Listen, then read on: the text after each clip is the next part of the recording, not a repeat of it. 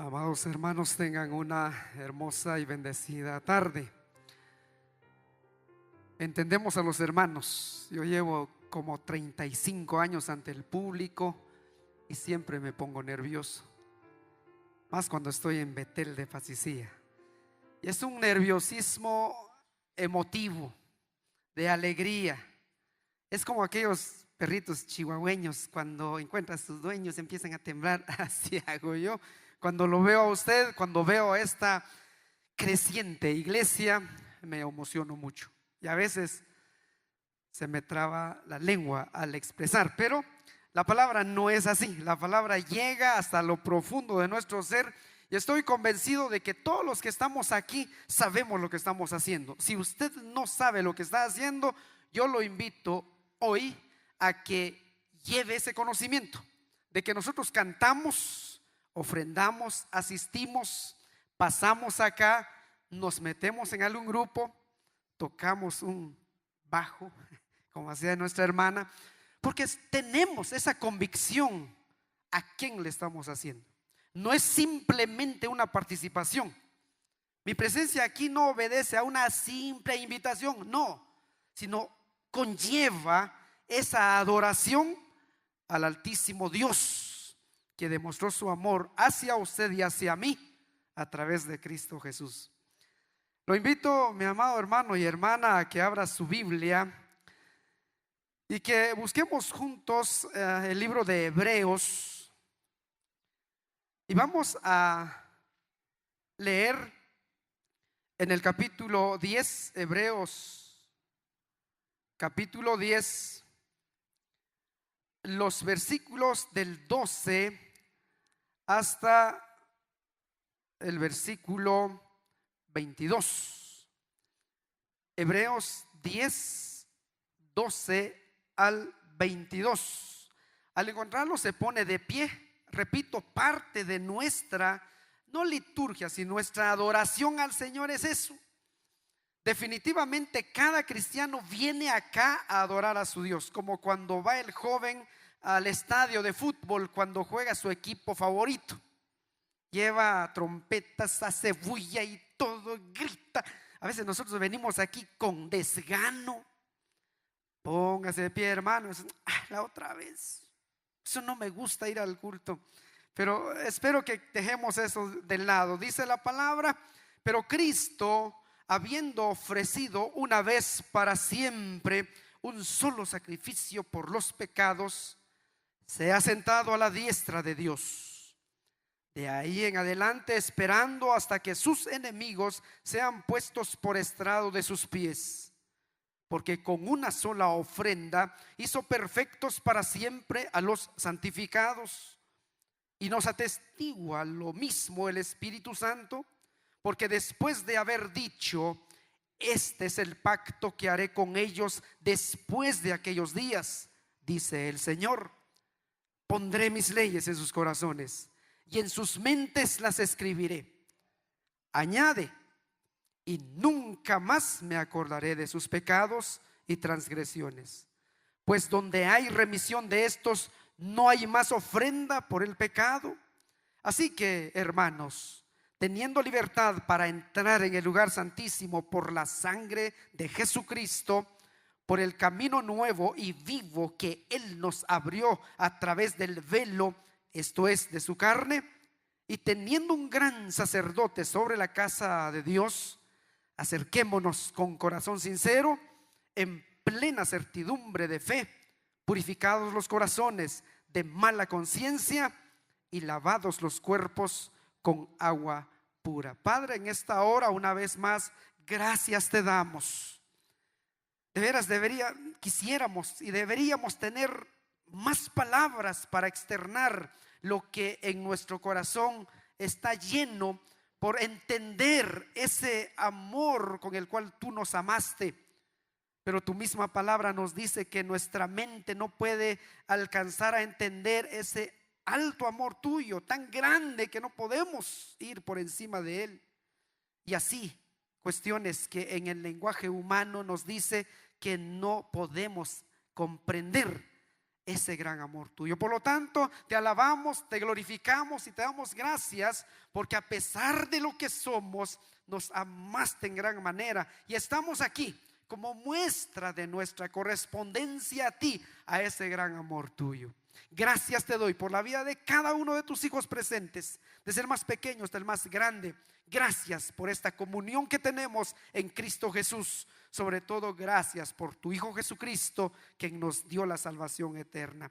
Bendice tu palabra, prepara nuestra mente y nuestro corazón de tal forma que no sea solo una predicación más, sino que sea parte de nuestra vivencia y que esto nos acerque más a ti, Señor. Gracias, en el nombre de Cristo Jesús, con la ayuda de tu Espíritu Santo, hemos orado. Amén y amén. Pueden sentarse, amados hermanos. Un sacrificio único y efectivo es el tema de hoy. Un sacrificio único y efectivo. ¿Por qué único y por qué efectivo? Cuando empezamos a sondear la palabra de Dios, a analizar todas las cosas que el ser humano hace cuando ya está en Cristo Jesús, generalmente lo hacemos por un fuerte motivo, hermano. Yo sé y estoy convencido de que cada uno de nosotros hacemos las cosas con un propósito, con un objetivo, o como dijo un escritor, con un motor que nos impulsa a hacerlo. O es el deseo o es la necesidad, una de las dos. Y cuando se unen estas dos, el ser humano es capaz de hacer muchas cosas. Una de las cosas que quiero que veamos en esta hora es que usted, además de tener ese deseo de acercarse más a Dios, de conocer más de Él, de amarlo a Él, que usted necesite también eso. Buscábamos agua para tomar aquí, pero no había, aunque sea dije yo a mi esposa, porque es necesario. Así es en la vida cristiana. Tampoco vamos a decir, aunque sea esto, cuando hablamos en términos espirituales, no hay otra opción. Al ser humano no le queda otra opción que o quedarse con Cristo o estar en contra de Él. No hay vuelta de hoja.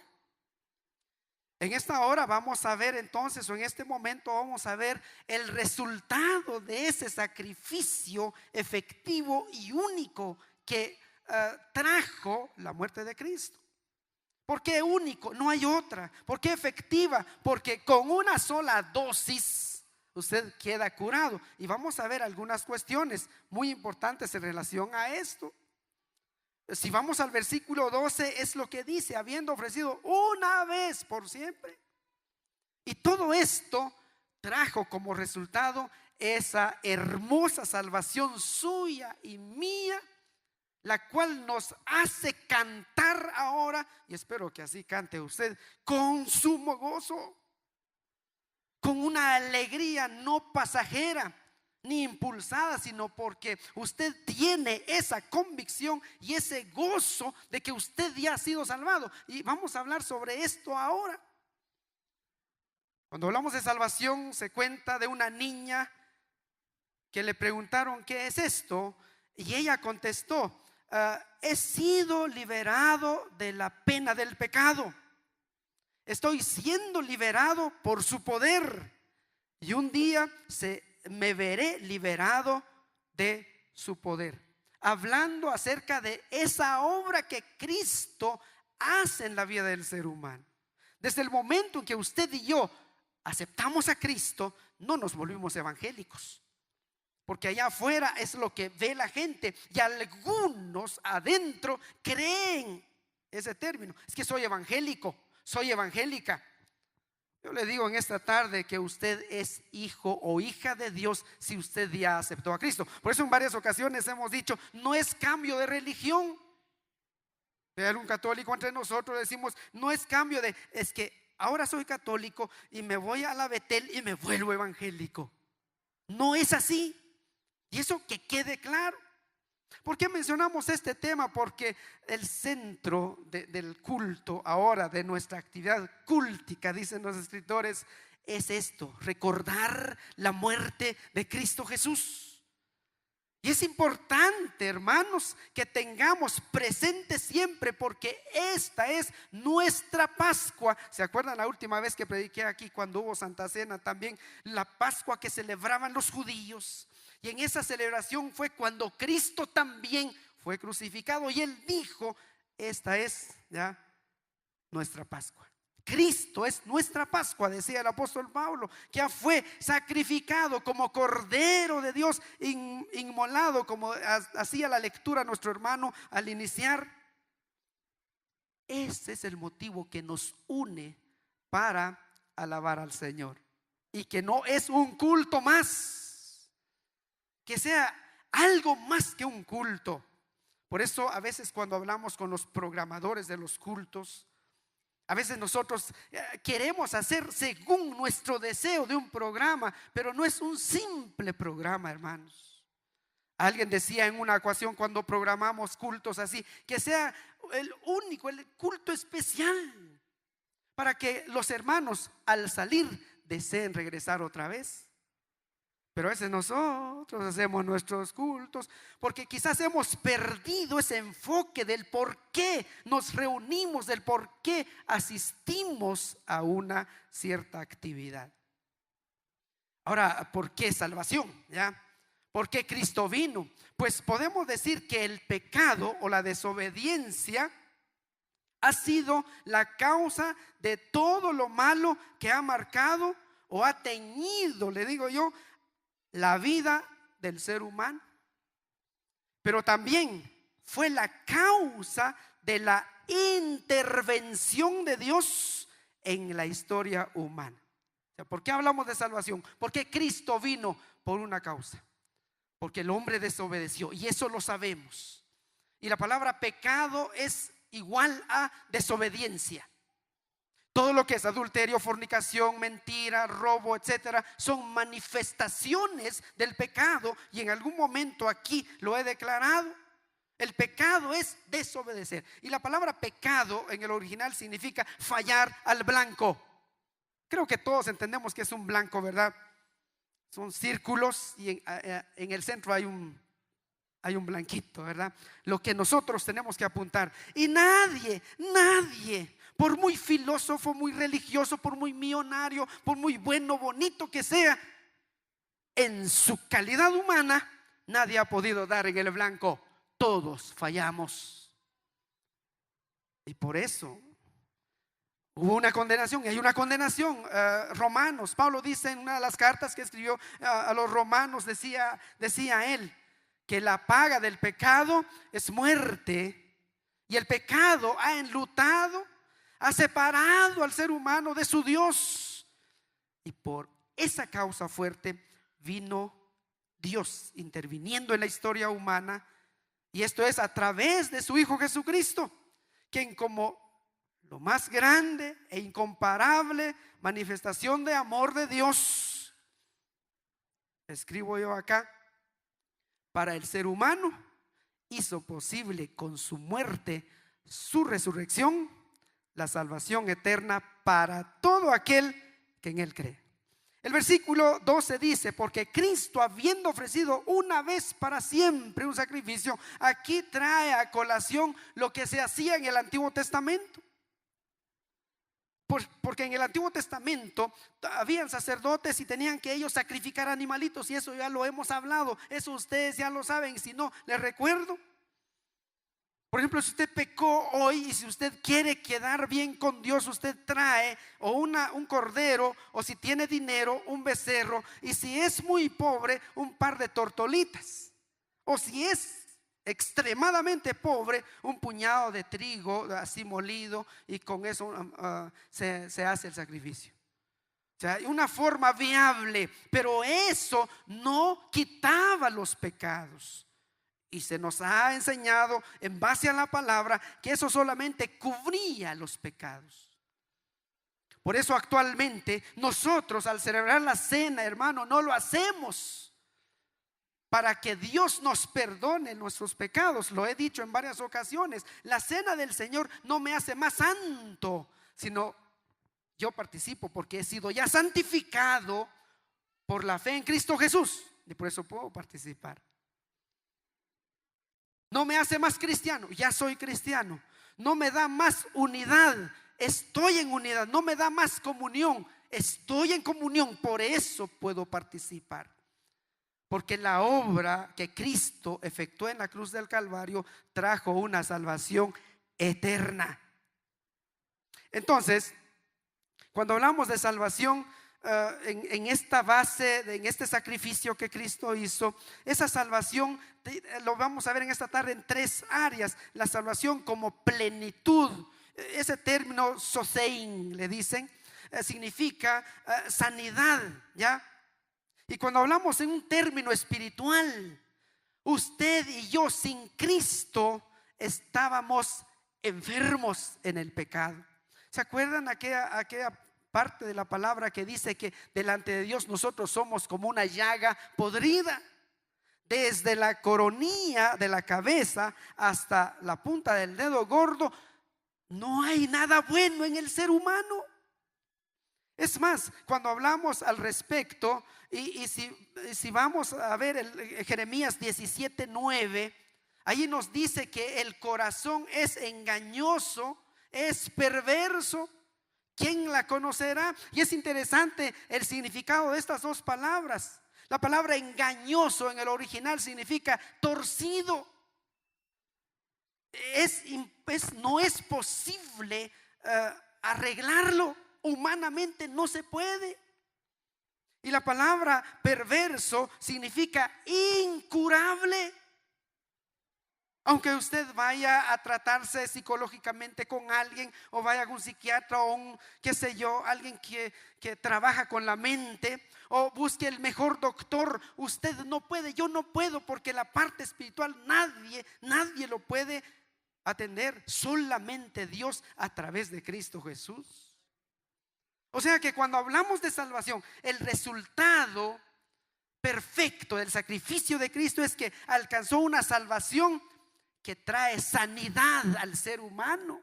Ese corazón torcido, ese corazón incurable, para Dios fue posible. Por eso es que una de las partes de la palabra en el Evangelio, cuando los discípulos escucharon, si este rico no puede salvarse, ¿quién pues podrá ser salvo? Jesús al oírles les dijo: lo que para el hombre es imposible, porque esa es la verdad, el hombre jamás podrá salvarse. Aunque asiste a todas las iglesias de aquí de Pachicía, no se puede salvar. Aunque ande en todas las romerías que hace toda la gente, no se puede salvar. Es imposible. Pero el sacrificio que hizo Cristo en la cruz del Calvario hizo posible eso. Y eso es lo que recordamos con la actividad de comunión, que todas las iglesias lo celebran. Algunos al inicio de mes, otros al fin de mes, otros cada 15 días. Otras iglesias lo hacen cada semana. Y no precisamente como nos habían enseñado anteriormente, que el oficiario al tratar con el pan o la hostia, lo llaman en otro lado, ese es el cuerpo de Cristo viviente. Hay que tener cuidado. Cuidado si lo bota, porque ahí está Cristo. Y por eso en algunas ocasiones se han contado de que algunos por descuido cae o lo botan. Me contaron en una ocasión que una mujer por descuido lo botó y quiso agarrarlo. Vino el oficial y le dio una bofetada. ¿Cómo se atrevió a agarrar el cuerpo de Cristo? La palabra de Dios nos enseña la verdad, que el pan solo nos recuerda el cuerpo de Cristo y el vino la sangre de Cristo. Solo es un símbolo nada más, solo es un recordatorio nada más. Volviendo a esto, entonces uno de los resultados de la muerte perfecta de Cristo es su salvación, pero en el sentido de esa sanidad espiritual que usted recibió. Esa enfermedad llamada pecado, incurable por la sangre de Cristo, nos limpia de toda maldad, dice la palabra. Eso es lo que me hace a mí cantar. Es lo que me hace a mí no callarme. Porque hay motivos, hay mucha necesidad de compartir y predicar la palabra. Y es lo que debería hacer que usted vaya, busque la presencia de Dios en todo momento.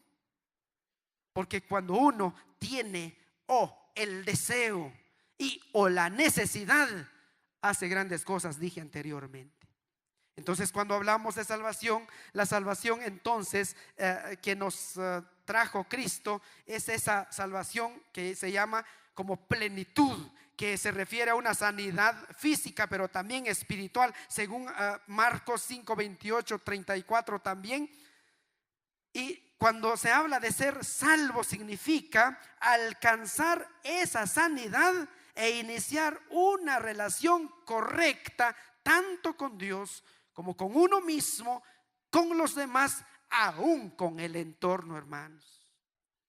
Porque una persona que no tiene esa sanidad espiritual no va a tener una relación correcta con Dios, menos consigo mismo, menos con los demás.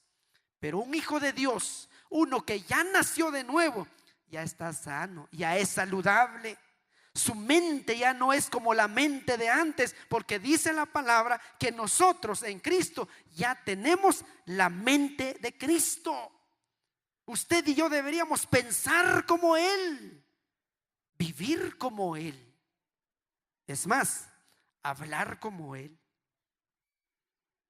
O sea que la salvación no solamente ya estoy salvo, ya me voy al cielo y punto. No, significa eso, que usted ya es un ser saludable. Ese corazón torcido, ese corazón incurable en términos humanos, Cristo con su muerte hizo posible esa salud, esa sanidad. Por eso dice que con sus llagas fuimos nosotros curados. Es esa curación, mi amado hermano.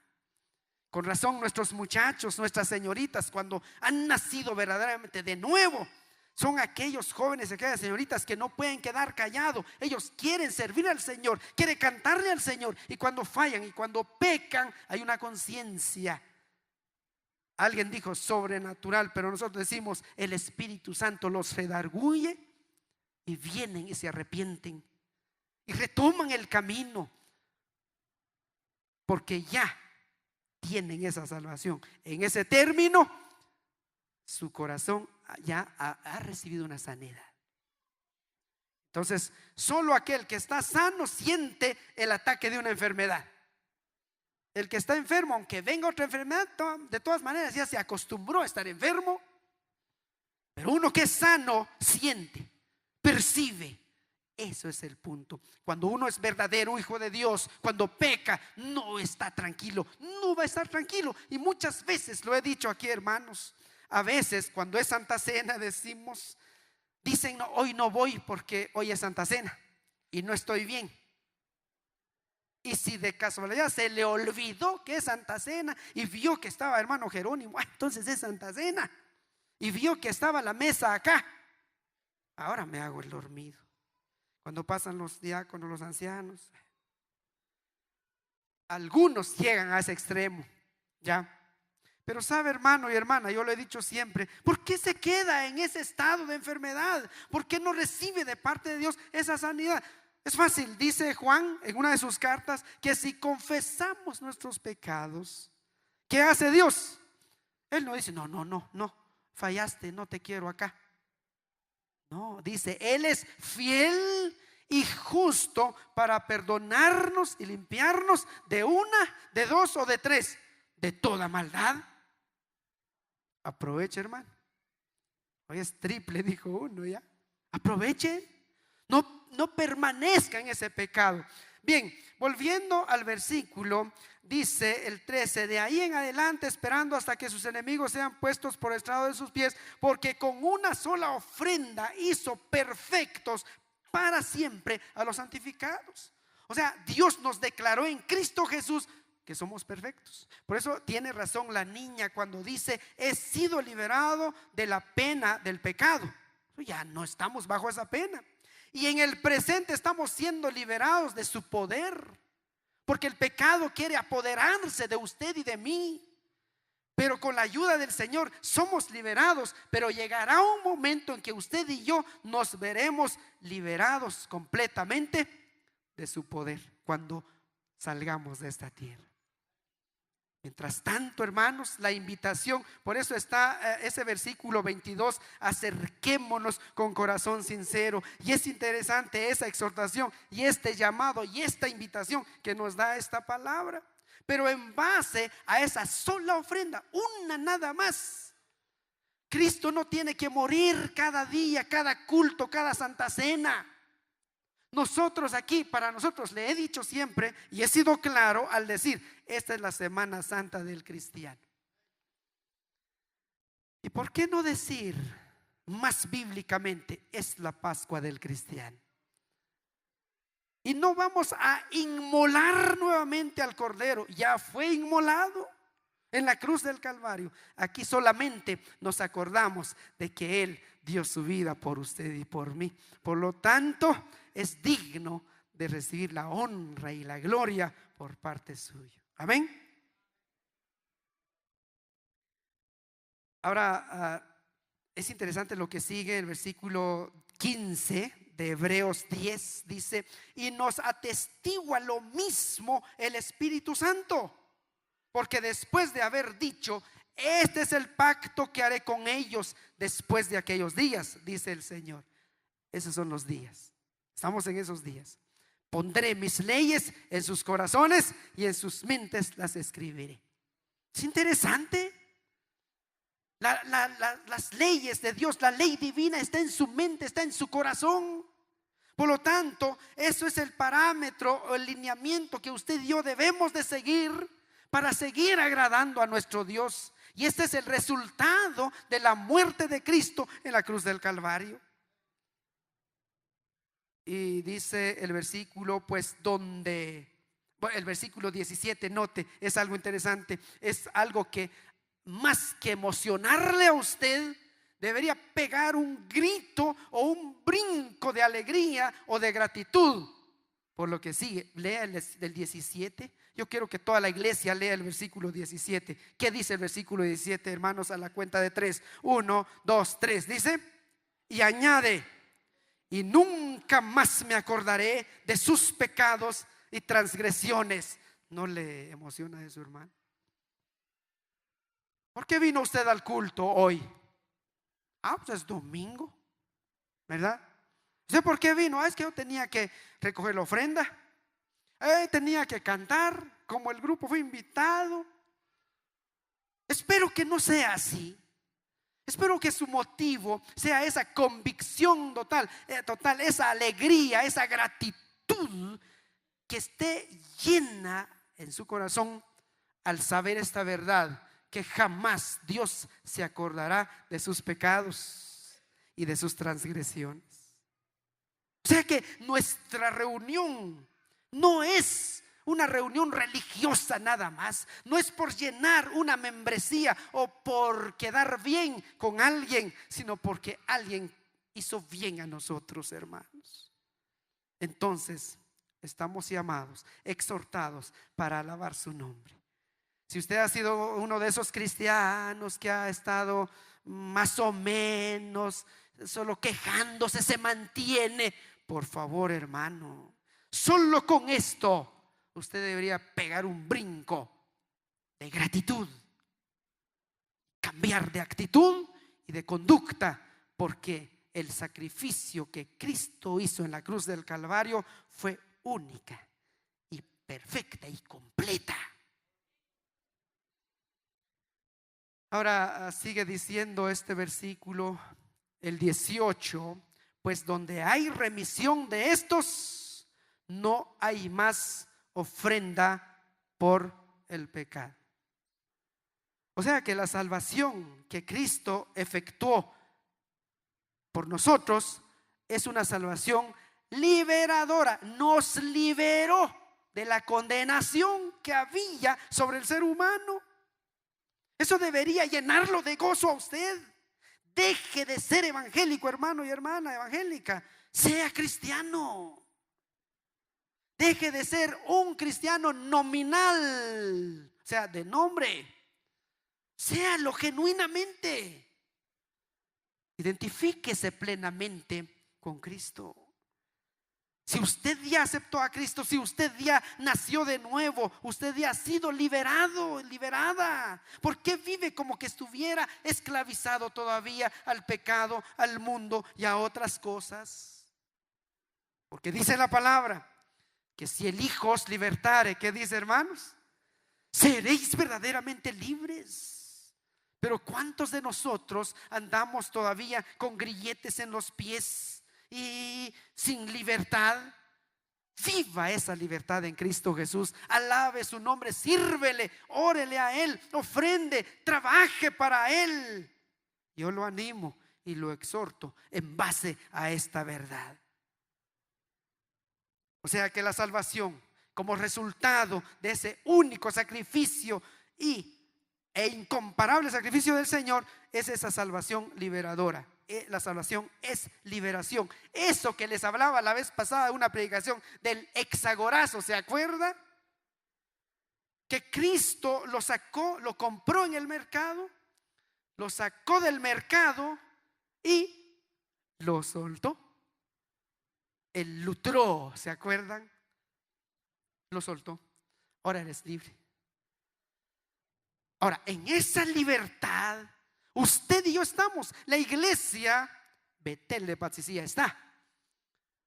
Pero ojo con esto, tenga cuidado, no pase el límite, porque entonces usted caería a libertinaje y muchos toman esto. Entonces ya soy salvo, puedo hacer lo que a mí me da la gana. ¿Se acuerdan los estudios que hemos visto en tiempos anteriores? Algunos se creen, no, si soy libre, entonces yo soy libre de hacer esto. Si me declaro, qué sé yo, cualquier cosa, soy libre y Cristo ya me liberó. No, hermano, alto ahí, momento. Porque usted recibió esa libertad por parte de Dios para que usted libremente, voluntariamente, con suma convicción y gratitud, regrese y sirva a su Señor. Es porque Dios quiere que usted y yo voluntariamente le sirvamos a Él, que voluntariamente le cantemos a Él. Por eso cuando profundizamos un poco esto, a veces nuestros hermanos de los grupos, porque como no existe esa voluntad, nos tienen que hacer pararnos para cantar. Párense, siéntense, aplaudan, hagan esto, brinquemos aquí, porque no tenemos esa espontaneidad de darle al Señor, porque quizás no hemos entendido ese sacrificio que Cristo hizo por nosotros en la cruz del Calvario.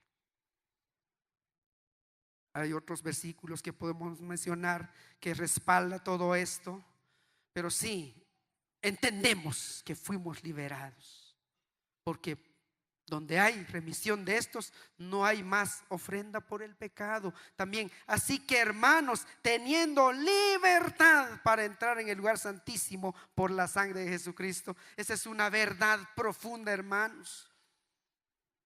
Ya no necesitamos de que alguien interceda por nosotros. Yo no tengo que ir hasta Esquipulas, no tengo que ir hasta San Andrés Itzapa, no tengo que ir hasta por aquí donde van algunos todavía tal vez, pero que no. Para ver si mi negocio va bien, para ver si se cura mi hijo, mi esposa, mi madre. No. Entre usted, hermano, confiadamente en el lugar santísimo, la presencia del Señor.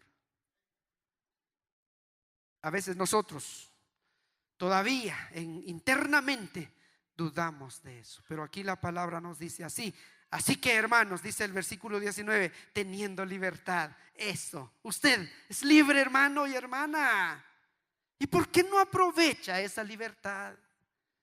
Gócese delante de la presencia de Dios. Deleítese ante la presencia de Dios. Dice la siguiente parte del versículo: teniendo libertad para entrar en el lugar santísimo por la sangre de Jesucristo, por el camino nuevo y vivo que Él nos abrió a través del velo, esto es, de su carne. El pan que comemos simboliza eso. O sea que Cristo cambió la historia, cambió el rumbo de la actividad cúltica o religiosa que se hacía en esa época. Ahora es diferente.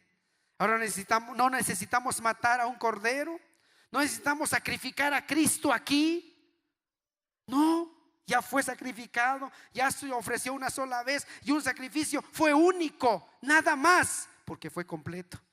Ahora usted y yo no tenemos, si obtuvimos por la fe esa libertad de entrar en la presencia del Dios Altísimo. Cosa que en el Antiguo Testamento, hemos dicho muchas veces acá, solo lo podía hacer el sumo sacerdote. Y tenía que santificarse por durante 7 días. ¿Se acuerdan? Porque si ese hombre entraba en ese lugar santísimo, si estaba en pecado, ahí quedaba muerto. Por eso llevaba las campanitas y las cadenas para jalarlos. Y este ya se fue otro por ahí que quiera. No es así. Ahora en la condición que esté usted, puede incluso confiadamente acercarse al Señor y Él lo va a perdonar, lo va a santificar, va a lavar su vida, va a limpiar su vida y su corazón. Por eso espero que esta tarde los diáconos, las diaconisas o no sé quiénes preparan esto, hayan preparado más pan, más vino, porque usted hoy va a participar.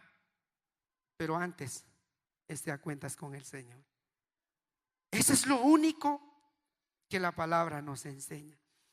Luego dice: por el camino nuevo y vivo, y hablamos 21, y teniendo un gran sacerdote sobre la casa de Dios, Cristo, dice el 22, acerquémonos con corazón sincero, en plena certidumbre de fe. Esa es la convicción que yo les estoy diciendo, hermanos.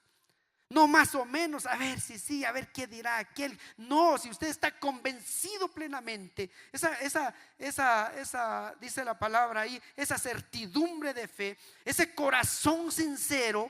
Y les he explicado qué significa eso. Es un corazón que no está barnizadito solo por exteriormente, sino todo es sincero, sin estar falseado. Es otra palabra. El término más fuerte es sin hipocresía, sin una mascarita, sin una cuestión externa, sino con un corazón desnudo completamente ante Dios, que no oculte nada. Eso es lo que Dios quiere, y esto es lo que nosotros tenemos como privilegio en Cristo Jesús. Pero también dice: purificados los corazones de mala conciencia. Y eso solo lo pudo hacer Cristo. Además dice la palabra: y lavados los cuerpos con agua pura. Es interesante. Mire, hermano y hermana, alguien dijo: si todo mundo dijera la verdad, empezaría a caer todo, se volvería un caos. Si todo el mundo empezara a decir la verdad ahorita, incluso se armaría un lío aquí en la iglesia. ¿Cómo? Dirá usted. Sí, usted no sé cómo vive. Supongamos que yo tuviera una hermanita por ahí. Les digo: hermanos, yo quiero decirles la verdad, yo tengo 2 amantes.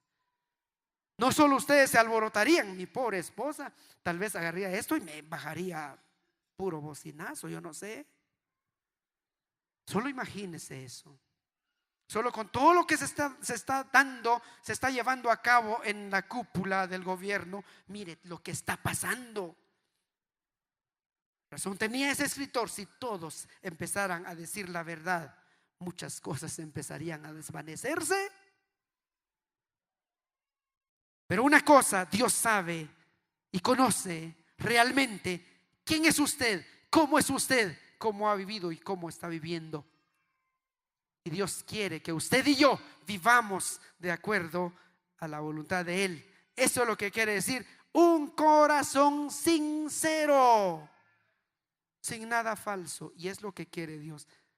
Y es interesante, aquí no dice que se presente a los demás. No es así, sino delante de Dios, porque es lo más importante. Por eso en Jeremías 17:9, ese versículo que yo les mencionaba anteriormente, dice que el corazón es engañoso más que todas las cosas y perverso. ¿Quién la conocerá? Esa es una pregunta.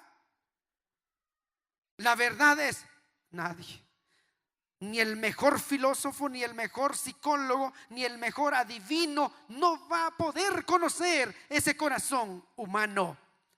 Pero hay una respuesta que hace tronar el universo, y es la respuesta del Dios Altísimo, que dice: yo, Jehová, que pesa los espíritus, que escudriña todo esto.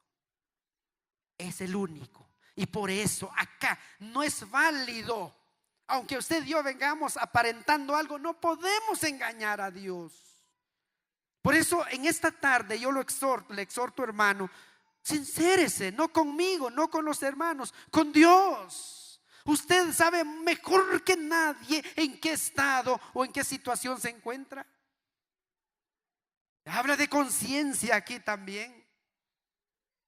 Al acercarse al Señor con un corazón sincero, con una plena certidumbre de fe, con esa purificación de corazón que habla aquí de mala conciencia, uno disfruta y goza esa presencia. Y es lo que Dios espera de su pueblo, de su iglesia Betel aquí en Patsicía. Y que simbólicamente alrededor de esta mesa, que significa para nosotros recordar la muerte de Cristo, pero también nos impulsa a decirle allá a los que están allá afuera que nosotros estamos en comunión tanto con Dios como entre nosotros. Es interesante, menciono el Salmo 133, que dice ahí: mirad cuán bueno y cuán delicioso es habitar los hermanos juntos en armonía. Añadiendo a esto sería: con corazón sincero, con plena certidumbre de fe, purificados sus corazones de mala conciencia y lavados los cuerpos con agua pura. Esa agua pura significa, es símbolo de la palabra misma, hermanos. Porque no se refiere a sí, hermano, yo me bañé hoy como hoy es domingo. No se refiere a eso. No, yo me baño, yo ya me bañé ayer porque fue sábado. No se refiere a ese baño. Se refiere a ese baño espiritual con la palabra. ¿Ya has hecho su bañito, hermano, en términos espirituales? Pues espero que la palabra haya limpiado muchas cosas en nosotros.